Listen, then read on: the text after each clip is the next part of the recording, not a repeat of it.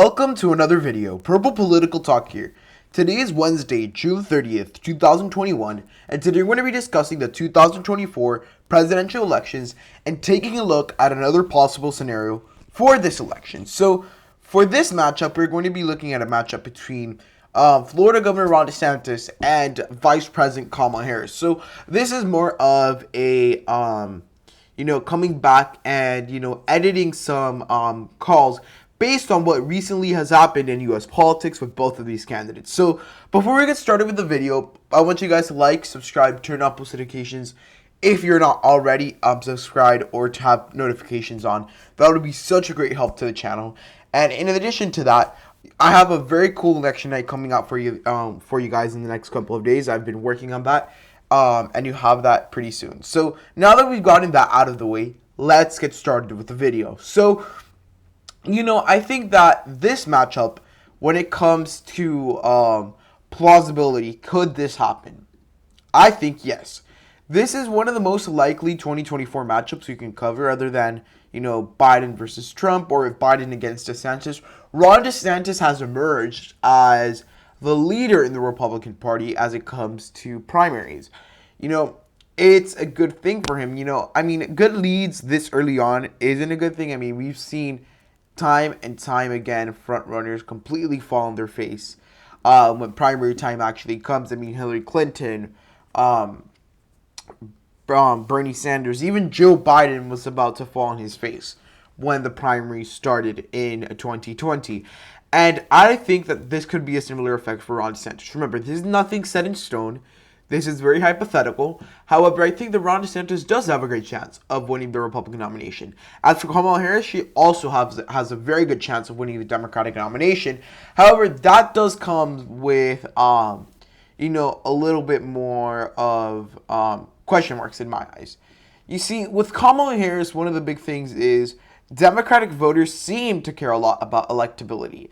If they can find the candidate that they think is the most electable, they would usually vote for them. That's how we got Joe Biden. Because if it wasn't for Joe Biden's quote-unquote electability, trust me, Bernie Sanders would be the Democratic nominee in 2020, and the Democrats would have lost the race. So the Democrats really do take a look at that. And I think after Hillary Clinton, after all these things, it's something they have to take a look at. Because they ran the wrong candidate, even though they were the front runner, and they completely fell on their faces. So that is what the primaries are pretty much set up. Now, as far as safe states go, which is what I have filled in already, these states are pretty much going to stay the same. They're going to stay constant. These are states that always are going to end up going to the one party or the other. And I think at the end of the day, this safe map more benefits the Republicans and the Democrats compared to what they would usually get. The Democrats could usually get an extra state like Colorado, Virginia, and I don't think Kamala Harris could be able to do that.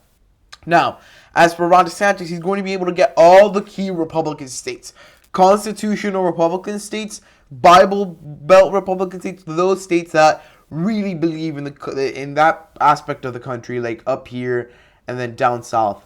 Those places I think Ron DeSantis is going to do very great.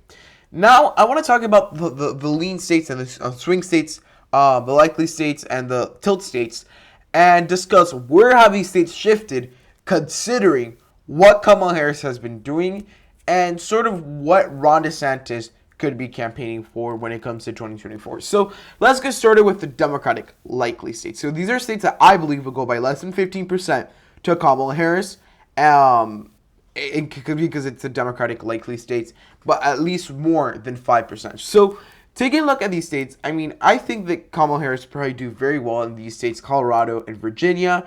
This is, Democratic establishment, and Harris, really appeals to that establishment. The certain identity politics type of thing, the, general being part of the Democratic Party and being in the White House as vice president. I really think that at the end of the day, that's really going to gain her a lot of support with establishment Democrats. And you have a lot of establishment Democrats in areas like Virginia and areas like Colorado. So I really think that's where you're going to start seeing Harris do very well. I really see Kamala Harris as the next Hillary Clinton. And trust me, I'm giving you guys a little bit of insight of who wins this prediction, but I really think that Kamala Harris will fall on her face if she is the nominee. I can see this coming from miles and miles away. She seems like a good candidate. She's a black woman in the United States who has gained so much political power in the United States, which is something that should be commended. However, that's that for the Democrats. A lot of Democrats think that because she has that minority appeal, or not really minority appeal, because she is a minority, she's going to have, one, insane minority appeal amongst all minorities, and two, that she's going to become this American hero that will win absolutely every state. And unfortunately for the Democrats, they're going to be really shocked when that does not happen. Because, I mean, you being a minority doesn't mean you're going to take all of the minorities. And I think that's a really big, stigma that comes with being a minority in the United States, that a lot of political parties think that, oh, we're going to take all the Latinos or all the African Americans. And Florida, Texas, Arizona, Nevada, look at the Latino states. That's a great example of how minorities are different. So I think that's something that the Democrats should definitely take a look at. They're going to do good with Kamala Harris in the establishment, but could do very horribly everywhere else.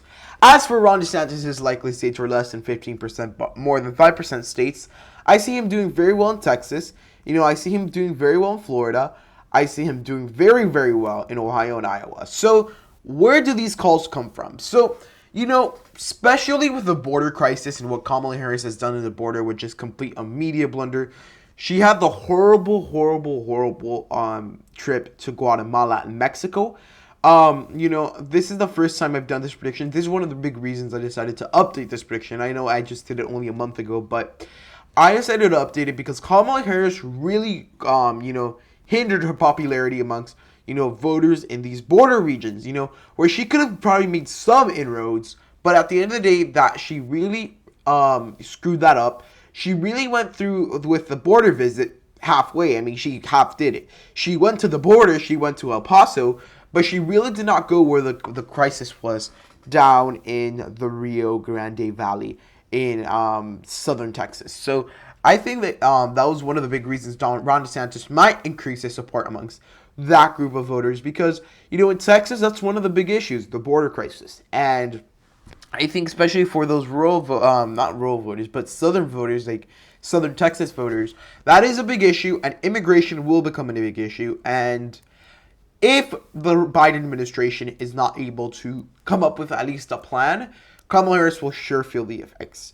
Now, down in Florida, this is Ron DeSantis' home state. I think that comes without saying that he's going to do great there. He's greatly loved. He's the incumbent governor. And, with the pandemic, with everything going on in the state, and just recently the tragic tragedy in Surfside near Miami, where you saw a condominium complex, completely come to the ground.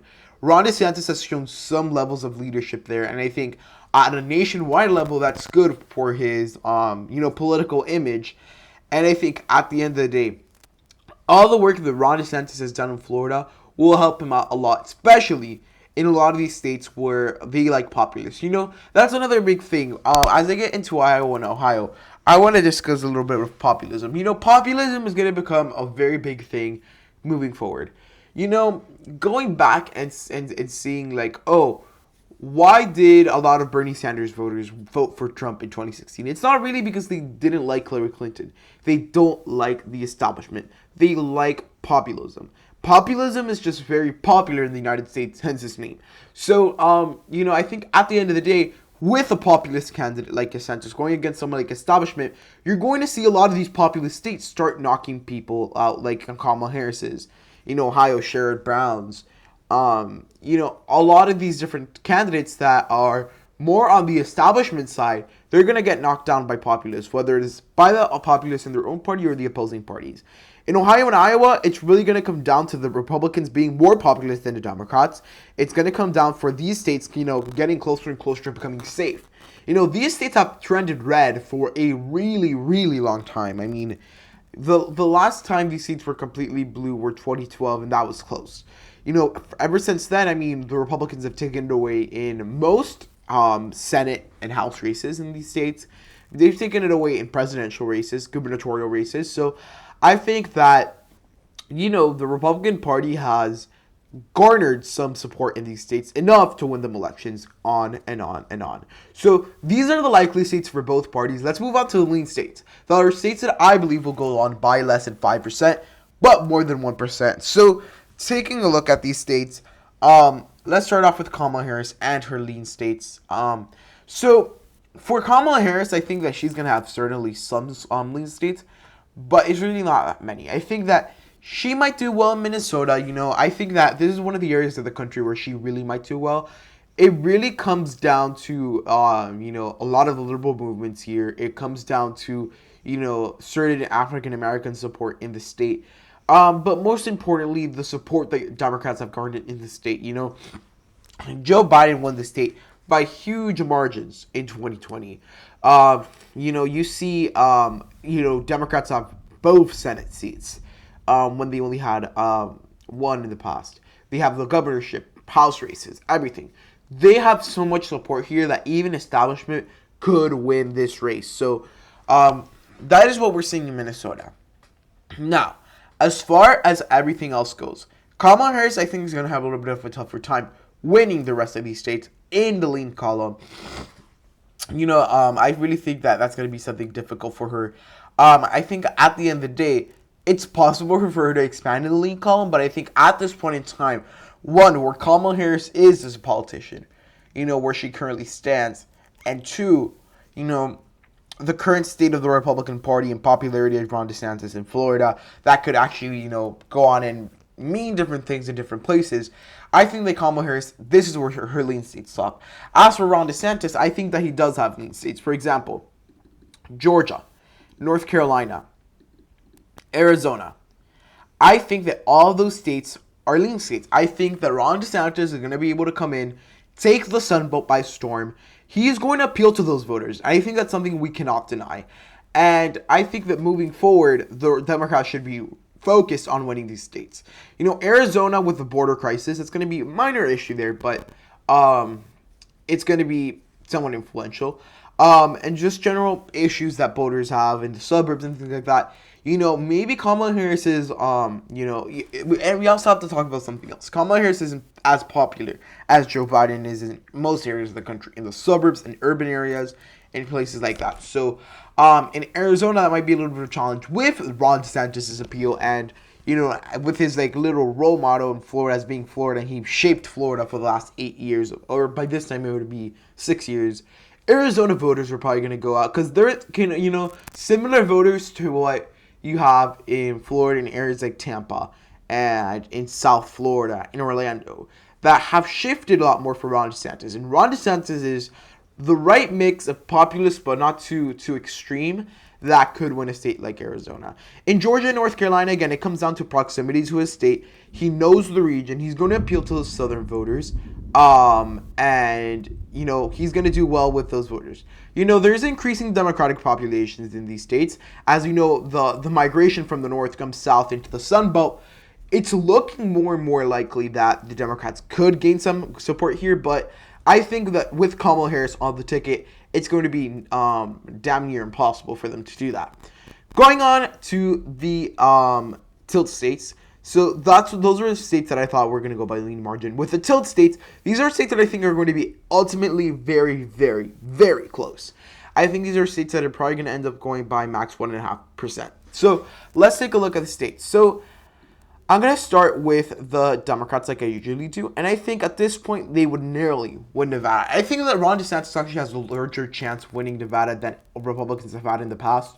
Moving forward, the Nevada Democratic Party is really in disarray. With socialists pretty much took over the party. Which at a working class level, and they're trying to appeal working class voters who work in Las Vegas's big industries and the suburbs. It's going to be very hard once you have these socialists there leading the party, leading the messaging. Socialism has become such a dirty word in the United States, whether it's justified or not, whether you agree with it or not. You can't deny it's become such a dirty word that anyone that associates with a party that, goes with socialism, like a state party, that because they're the ones that run the messaging and run the whole movement, it's going to be very, very difficult for you to win. So I really think that it's going to be difficult for Harris to win, but she's going to end up having the support. It's Nevada. It's solid Democrat. I think she might end up winning by a percentage point. Now, as far as everything else goes, I'm really, doubting some of these places. But I really think that, let's just talk about the rest of these states. I really think that Ron DeSantis could end up winning in these 3 states: Wisconsin, Pennsylvania, and New Hampshire.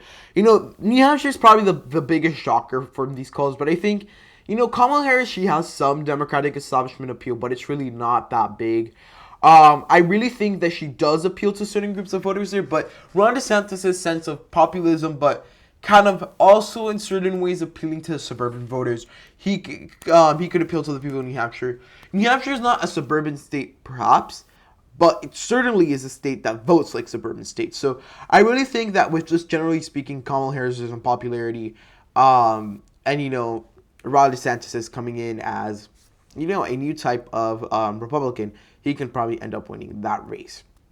Now, Wisconsin and Pennsylvania, those are 2 states that I think the Republicans probably could end up winning in the Rust Belt. That's where they have been the closest in the past elections, and I think that, with Kamala Harris on the ticket, she really doesn't have Midwestern appeal. Kamala Harris really does not have any specific group appeal other than urban appeal. She does great in urban areas, but other than that, she really doesn't have any good appeal. I mean, you could say, well, she could appeal to certain groups of voters down south. Maybe. That's a big question mark. But I think that generally speaking in the Rust Belt, it's really going to come down to Ron DeSantis' popularity over Kamala Harris's unpopularity. And, well, it's going to be a combination of the things, of course. Now, the 2 districts, I think, ultimately would narrowly be going to Ron DeSantis, although who even knows at this point, because these seats are bound to get gerrymandered because, politicians are politicians and they want to give their parties the best chances of winning. So these districts are probably going to be gerrymandered, and you're probably going to end up seeing the Republicans, of course, winning there. These districts are conservative districts that usually end up voting for liberals when they do not like the conservatives. So I think that is where we're headed in those districts. And finally, we have the state of Michigan. I'm really torn on this state. I think this is going to be the closest state in this matchup. I think at the end of the day, if this is the matchup, I'm going to have to give this very narrowly to Michigan. Wow. To Kamala Harris. I think that she's going to do very well in the state of Michigan. I really think that she could, increase her support amongst Detroit voters and voters in other urban areas of the state. And then Ron DeSantis might do very well with a lot of the more manufacturing town voters.